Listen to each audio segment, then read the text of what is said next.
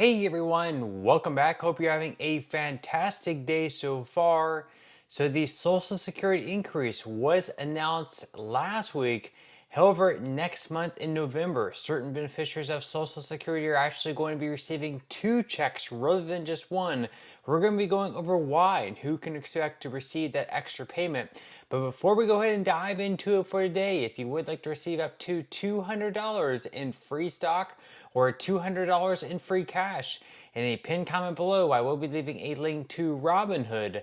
All you have to do is once you click on that link is just sign up for a free account and then simply link your bank account. You do not even have to make an opening deposit. At that point in time, Robinhood will be sending you one free stock worth all the way up to $200.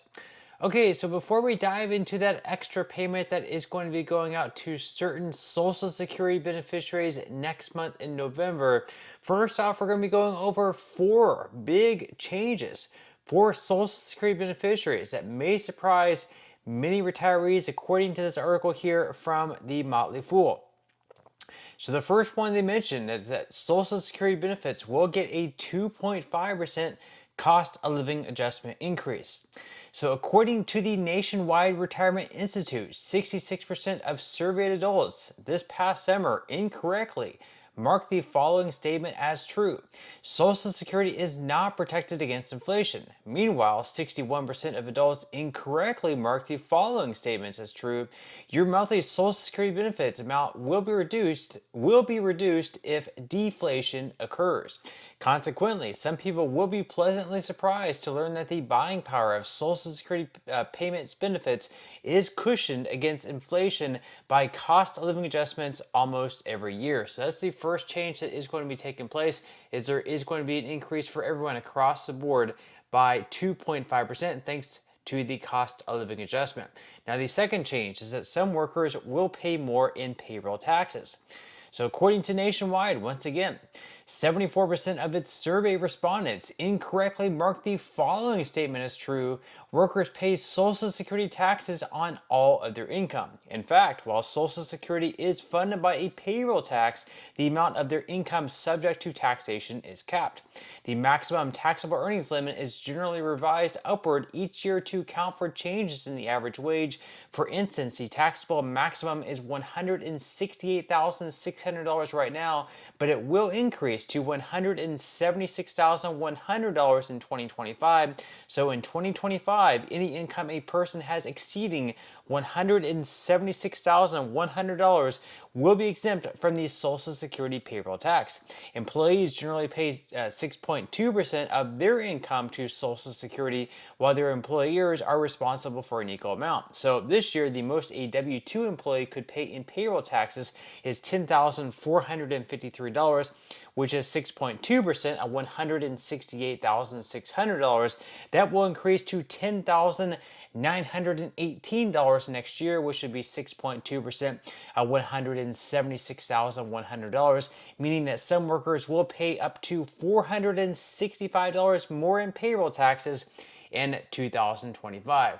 Now, of course, most people are going to be earning below that amount, so they are paying payroll tax on 100% of their earnings, and there are certain lawmakers in Washington trying to bump that amount up, because people who make millions of dollars per year, they're only paying the Social Security payroll tax on a very small fraction of their earnings. Now, the third change taking place is that the maximum Social Security benefit for new retirees will also increase. So among respondents to the Nationwide survey, 51% disagree with the following statement: I know exactly how to maximize my Social Security benefits.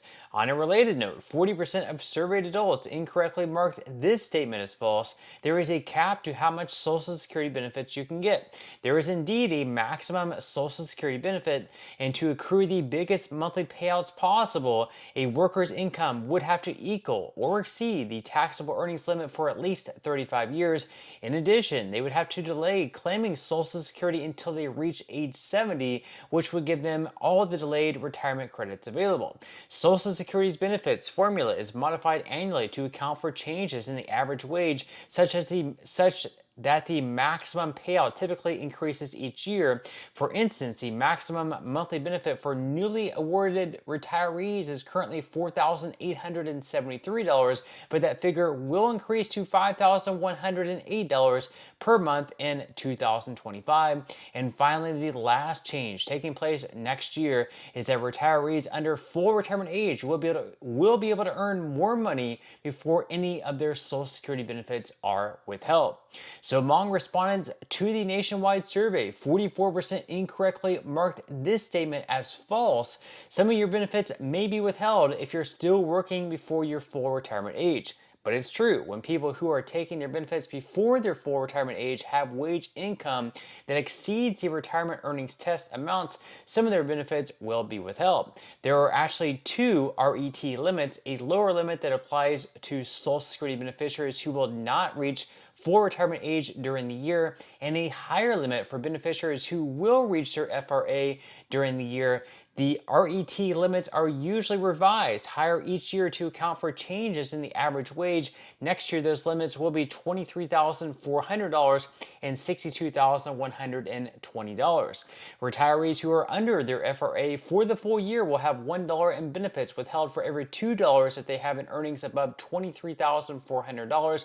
And retirees who have reached their FRA during the year will have $1 in benefits withheld for every $3 that they earn above $62,160. Importantly, the RET amounts no longer apply to money earned during the months after that beneficiary reaches their FRA. So those are the four changes that will be taking place next year in 2025. Now, before 2025, of course, we're going to be facing November 2024, and next month happens to be that case. And next month, there are certain beneficiaries of Social Security receiving not just one payment, but actually an extra check in the month of November. We're going to be going over now who can expect to receive that extra check and why they're going to be receiving two checks in November rather than just the usual one. So according to The Hill, it may be hard to believe, but November is fast approaching. Ain't that the truth? With it will come Election Day, Thanksgiving, and for some, 7 million supplemental security income beneficiaries an extra check. It's all thanks to a quirk in the 2024 calendar. Now, SSI recipients typically receive one payment a month from the Social Security Administration, which oversees the program. These checks are usually dispersed on the first day of the month, but when that day falls on a weekend or a holiday, the payments are sent out on the previous workday.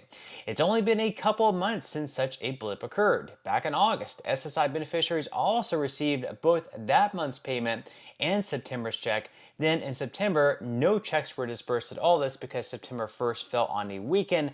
November, just like in August, with beneficiaries receiving that month's check as well as December's payment, since December 1st falls on a Sunday, there will, however, be a payment dispersed in December thanks to another wonky calendar in 2025. The first days of January, February, and March all fall on holidays or on the weekend. So you're going to be receiving one December payment. It's not going to be on December 1st because your December 1st payment is actually going to be sent out in November. Your December payment is actually going to be on December 31st. That's actually going to be your January 2025 payment. So your December payment is actually going to be a little bit larger. That's going to be the one that factors in that 2.5% cost of living adjustment. Now again, this extra payment coming in November is only going to be for beneficiaries of SSI. So if you receive normal Social Security retirement benefits, you're going to receive your payment as usual, only one check in November, and then again, one check in December. And then for you, if you're a retiree, you're not going to receive your 2025 cost of living adjustment until January of 2025, just like everyone else. But that's all we have for today's video. I certainly hope you enjoyed and found value out of it. If you did, again, I would greatly appreciate it if you could give this video a like, consider subscribing to my channel if you have not already, and I will see you in the next video.